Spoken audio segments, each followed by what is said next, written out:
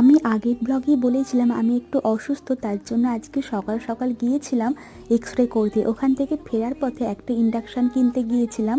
তো এই ইন্ডাকশানটা আমরা কিনেছি, তারপরে কিছু গিজার দেখছিলাম। এই হ্যাভেলসের গিজারটা আমরা দেখে এসেছি, নেক্সট দিন কিনে আনবো। তারপরে ছাদে গিয়ে দেখলাম বৌদি যে জবা গাছগুলো বসিয়েছে তাতে বেশ সুন্দর সুন্দর কয়েকটা ফুল ফুটেছে, আর কালারগুলো এতটাই মিষ্টি। আজ ছিল সোমবার, তাই তাড়াতাড়ি স্নান করে আমি এখানে পুজো দিয়ে দিচ্ছি। আর ফেরার পথে আমি সারদা মা আর মহাদেবের জন্য দুটো মালা কিনে এনেছিলাম। তো আমি তাড়াতাড়ি পুজো দিয়ে লাঞ্চ করে একটু ঘুমিয়ে পড়েছিলাম। বিকালে ঘুম থেকে উঠে আমি বানাচ্ছি এখানে ঘুগনি। আর আমার ঘুগনি খেতে না যা ভালো লাগে কি বলবো তোমাদের, আমার আলুর দমের থেকেও ঘুগনি খেতে একটু বেশিই ভালো লাগে। তারপরে রান্না করে আমি একটু বই নিয়ে বসেছিলাম। আর এখানে দেখো আমি ব্ল্যাঙ্কেট চাপা দিয়েছি। আমার শীতের দিনে এরকম ব্ল্যাঙ্কেট চাপা দিয়ে বই পড়তে বা ফোন ঘাঁটতে জাস্ট অসাধারণ লাগে। ওকে, টাটা।